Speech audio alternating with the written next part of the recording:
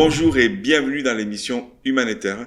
Nous sommes, vous savez, en mode nomade. Voilà, on bouge pas mal dans le sud de la France. Là, en ce moment, nous sommes à Caldera. C'est Malika et Sergueï qui nous accueillent dans leur lieu, qui est fait pour des séminaires, des stages. C'est un lieu d'exception, vraiment, on se régale. Donc, merci à eux. Et donc, n'hésitez pas à partager aussi les vidéos, à nous suivre sur les réseaux. Vous savez, on parle d'intuition, d'énergie. On donne la parole aux entrepreneurs qui œuvrent avec le cœur, qui ont envie d'avancer et qui ont des choses à partager pour que ce monde évolue. Donc, aujourd'hui, je suis ravi d'accueillir Laure Lefebvre. Bonjour Laure. Bonjour, merci, ravi aussi d'être ici. Ravi aussi de te recevoir. On va parler d'intuition avec toi. Oui. Donc, toi, tu es formatrice en intelligence intuitive et tu es praticienne de la trame. Exactement, oui. Tu es située aussi vers Perpignan, je crois, pour l'instant. Mais tu bouges partout, je crois. J'ai le cabinet qui est à I-sur-Tête. Enfin, le cabinet, c'est une yourte qui est à I-sur-Tête où je reçois. Et après, pour l'intuition, comme c'est du collectif, je suis intervenante au centre de pleine conscience à Perpi. D'accord. Mais les stages, voilà, j'en fais un peu partout. Ah ouais. Et toi, dans ton parcours, en fait, qu'est-ce qui t'a amené à devenir praticienne de la trame et formatrice en intelligence intuitive? Je crois que c'est suite à la perte d'un proche, non? C'est ça? Il y avait un truc qui s'est passé comme ça? Ouais, comme souvent, malheureusement, on a besoin de la souffrance humainement pour bouger. Et moi, ce sont des deuils successifs, en fait, où je me suis réveillée, on va dire ça comme ça. Un élan de vie, un besoin de se dire mais qui je suis. En fait, on s'aperçoit que même si on coche les cases sociétales, tu vois, où t'as la belle maison, tu fais des super vacances, t'as la situation familiale idyllique, tu gagnes bien ta vie, c'est super. Et puis la petite flamme, quand même, elle s'éteint à l'intérieur et tu te dis, mince, pourquoi ça s'éteint? Pourtant, j'ai tout pour être heureuse. Peut-être parce que c'est pas ça le bonheur. Le bonheur, c'est d'aller chercher qui tu es. Ouais. Et c'est ça qui m'a amené, en fait, c'est ces deuils qui appellent à un besoin de se sentir en vie. Finalement, la mort, elle fait souvent l'effet contraire, c'est-à-dire soudain on sent la nécessité de vivre pour deux ou peut-être pour trois quand on en perd plusieurs. Et là c'est le truc de dire ok, alors c'est maintenant parce que tout peut s'arrêter demain. Et c'est ça qui m'a amené à aller déjà dans un cheminement personnel de découverte de qui je suis. Ah ouais, et c'est pareil pour la trame. En fait, il y a eu un truc dans ta vie où le corps s'est arrêté. Enfin, il y a eu quelque chose qui. Ouais, exact. En fait, j'étais RH. Et au bout de 13 ans, voilà, pareil, suite à ces deuils, il y a quelque chose où j'allais au boulot, mais avec le mental, pas avec... Ah oui. Voilà. Comme la plupart, quoi. Exactement, donc j'allais pour le mental.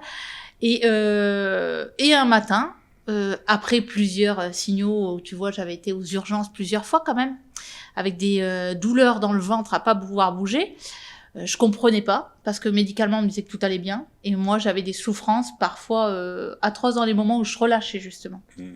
Pliée en deux. Et un jour, un matin, je me suis assise sous le bord de la baignoire, sortant de la douche. Et tout d'un coup, il y a eu comme un arrêt sur image. Et ça a duré 4 heures. Et quand je me suis réveillée, entre guillemets, il venait de s'écouler 4 heures et j'avais l'impression que ça faisait 1 minute que j'étais assise sur ce bord de baignoire. Ah ouais? Ouais, donc c'est le truc de se dire, mais comment c'est possible? Et là, le corps, en fait, c'était le point de non-retour. J'avais déjà eu, voilà, des petites alertes, mais là, c'est vraiment effrayant. Ça fait peur de se dire, mais qu'est-ce qui m'arrive? Et là, je me suis dit, mais en fait, tu vas avec ton mental, mais t'écoutes pas ton corps. Il va pas bien, il te le dit, mais tu l'écoutes pas. Parce que mentalement, on sait faire l'effort. Hein. Non, mais il faut, je dois. On se sent indispensable aussi au boulot. On se dit, non, mais si j'y vais pas, il va y avoir ça, ça, ça. Mais non, on n'est pas indispensable, loin de là.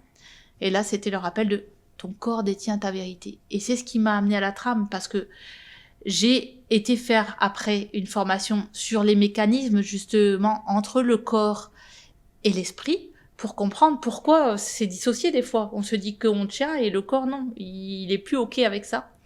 J'ai été comprendre ça et après je me suis dit je veux vraiment aller dans une approche où je laisse la place au corps de rétablir un équilibre et pas au mental, parce que c'est lui qui détient notre vérité. Donc tu as réappris à écouter finalement cette petite voix intérieure, quoi, toute seule en fait, avec la trame et tout ça.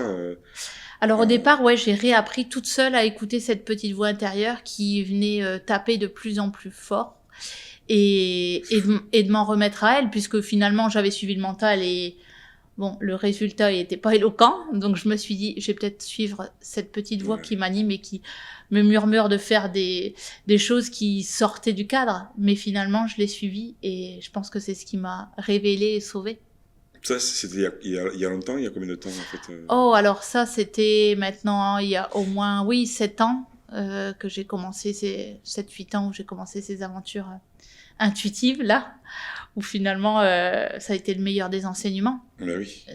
D'aller tu le remercies presque ce moment-là. C'est ça, c'est de se dire, même si ces épreuves sont des cicatrices, qui font partie de moi aujourd'hui, et bien sûr que j'y pense, mais c'est des cadeaux, et sans ces épreuves-là, je ne serais pas devant toi aujourd'hui, c'est sûr. Ouais, tu serais encore dans ton rail. Justement, tu es là pour témoigner, on va parler aussi de ce que tu fais plus en profondeur, mais je trouve que c'était intéressant dans ton histoire de parler aussi de ce qui t'a vécu de toi, parce que ça peut parler à plein de gens qui sont là, on est pris dans notre carcan, et se dire, bon, mais avant qu'il y ait presque de dernière limite, peut-être qu'on peut écouter la voix avant que ça arrive.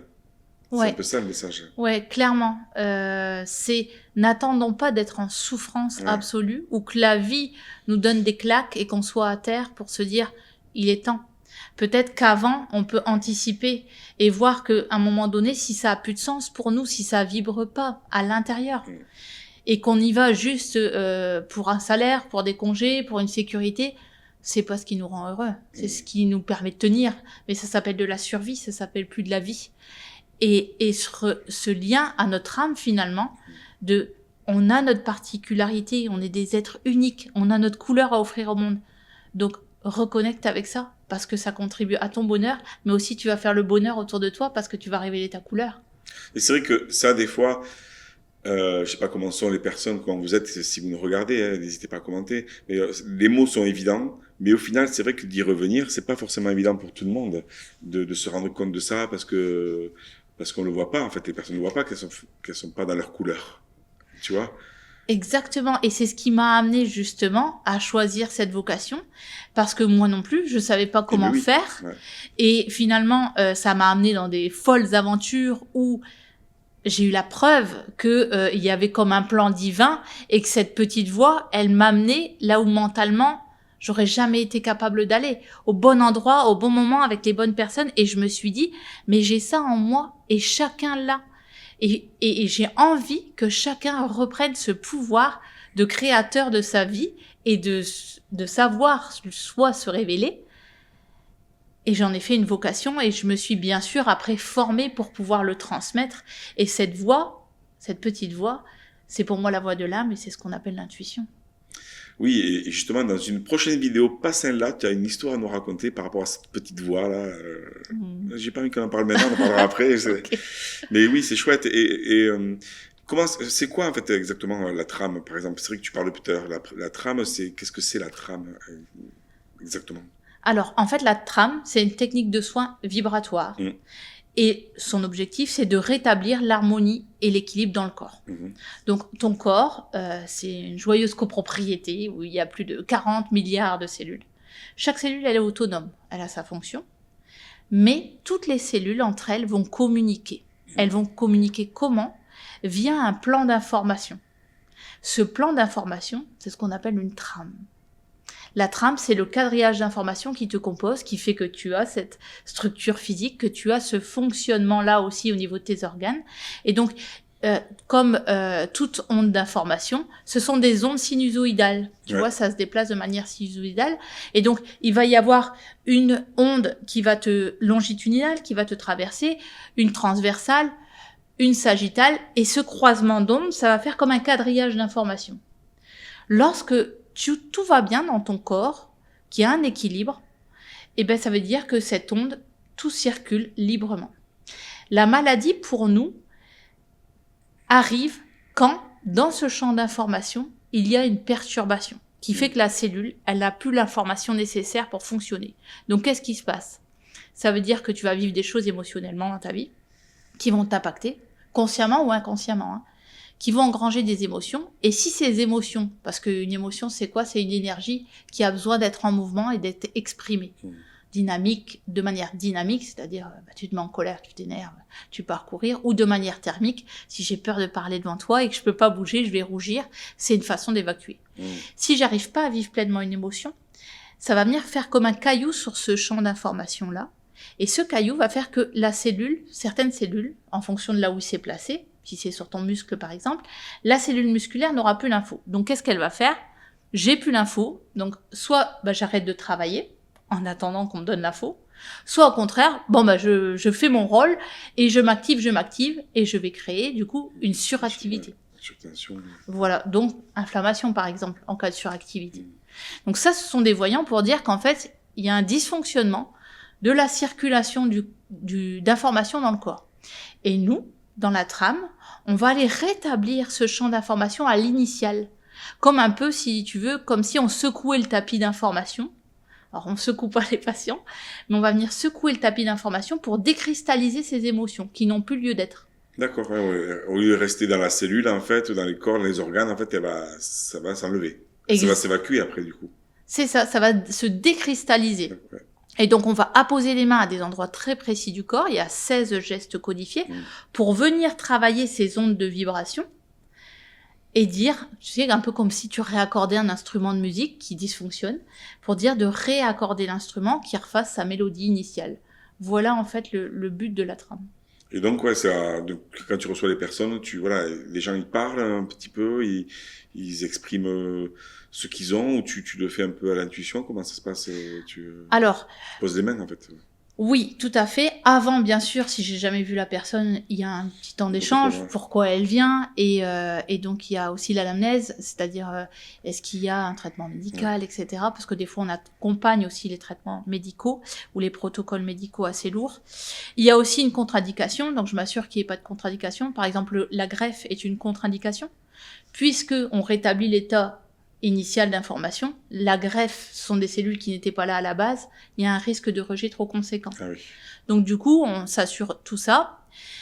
Ça, c'est le mental qui a besoin souvent d'exprimer pourquoi il est là, mais c'est surtout après pour avoir un suivi. Et après, la trame, c'est-à-dire, c'est toujours les mêmes gestes. Même si tu viens pour un mal de dos ou une migraine, nous, on va voir l'ensemble de ta trame, pas seulement une zone. On va rétablir l'équilibre sur l'ensemble. Et tu aurais une histoire peut-être, ou deux, je sais pas, de quelqu'un qui est arrivé dans un état et qui est reparti autrement? Ouais, j'en ai plein des histoires. Ça fait maintenant plus de 4 ans, de mémoire que je la pratique. Ouais. Il y en a une qui m'a particulièrement touchée et qui me vient en tête, c'est une jeune femme, en fait, qui avait fait une fausse couche. Ah oui. Et du coup, forcément, beaucoup d'émotions, et elle n'arrivait pas à libérer ses émotions, elle restait là-dedans. Et du coup, difficile de revoir un enfant derrière. Et du coup, elle est venue me faire confiance et se déposer pour la trame. Ça a été un processus de libération pour elle, de son état émotionnel déjà, pour retrouver un état de bien-être quotidien. Et ensuite, elle m'a appelée le mois suivant, pour me dire qu'elle était à nouveau enceinte. Ah oui. Ouais, donc ça a été pour moi une belle façon de contribuer à retrouver la vie pour elle-même, et puis pour cet enfant à venir. Ça a pu évacuer justement comme tu disais, les petites choses qui avaient cristallisé, en fait, c'est ça. C'est ça qui empêche finalement la circulation de la vibration et de la vie en soi. Et quand on vient en fait libérer, c'est de retrouver son alignement, de retrouver... c'est alchimique la trame, hein. Faut pas oublier que c'est un processus alchimique. Donc ça veut dire, on retrouve notre spiritus. Le spiritus, c'est quoi? C'est l'essence divine. Donc ça y est, on retrouve la vie en soi. Tu aurais une autre dernière histoire ou pas, ou qui te viendrait Ouais, j'en ai une autre aussi qui est plus de l'ordre du physique, qui me vient. C'est une dame qui, en fait, a des hernies discales multiples et qui, au quotidien, a été fortement impactée, forcément, comme toutes les personnes qui ont des fortes douleurs. Donc, c'est-à-dire en journée pour se mobiliser, pour aller travailler, ne serait-ce que pour aller en voiture, et aussi la nuit, parce que les douleurs réveillent et perturbent le sommeil. Et c'est tout comme un engrenage, finalement, qui fait que notre quotidien devient compliqué.